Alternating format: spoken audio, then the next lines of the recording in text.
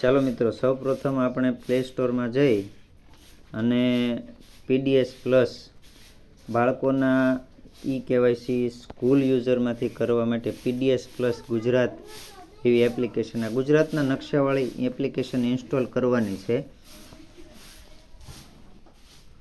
આ application install થઈ જાય પછી એ ખોલવાની થાય. ઇન્સ્ટોલ થઈ રહી છે પીડીએસ પ્લસ.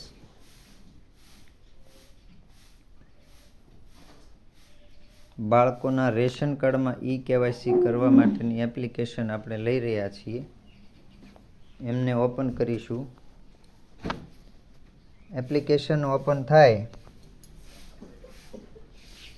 એટલે આમાં નીચે લોગિન એઝ સ્કૂલ યુઝરમાં જઈશું.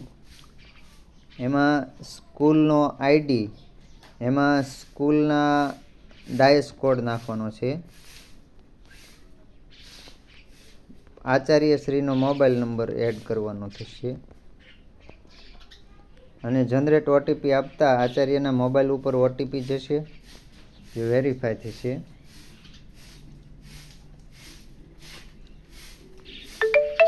જો આપ શિક્ષક હોય તો આચાર્યશ્રી પાસેથી ઓટીપી લેવાનો રહેશે.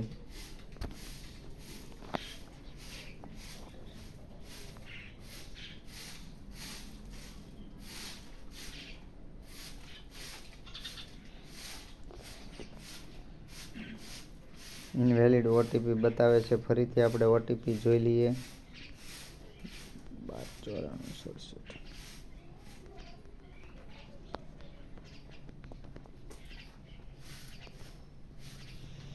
એમાં આપણે કેવાયસીમાં જવાનું થાય.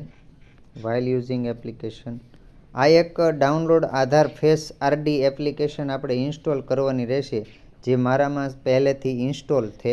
કારણ કે બાળકોના જ્યારે આપ કેવાયસી કરશો ત્યારે બાળકનો ચહેરો એમાં કેપ્ચર કરવાનો આવશે. એટલા માટે હવે સૂચનાઓ મેં વાંચી છે. ગેટ કાર્ડમાં જવાનું.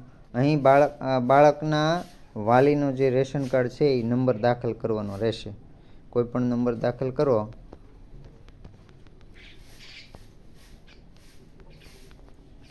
સર્ચ આપવાનું.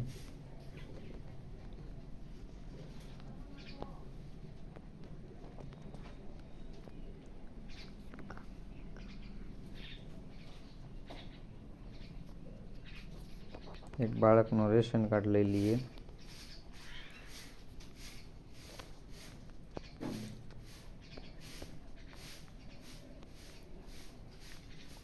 ગઈકાલનો છે એક બાળકનો રેશન કાર્ડનો ફોટો, જેને આપણે રેશન કાર્ડ નંબર નાખ્યા પછી શું કરવાનું એ પણ ખ્યાલ આવી જાય.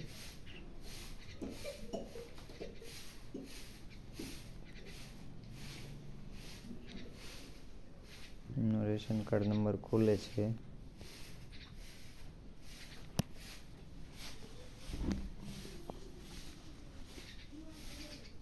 એકત્રીસ 401 00054 11 8 94. 31 401 00054 11 8 94. ગેટ મેમ્બરમાં જવાનું છે. એમાં મારી શાળામાં રાઠોડ મનીષાબેન અભ્યાસ કરે છે, તો do Aadhaar KYC this number સંમતિ આપશું એટલે જનરેટ ઓટીપી થશે. હાલમાં પ્રોબ્લેમ આવી રહ્યો છે.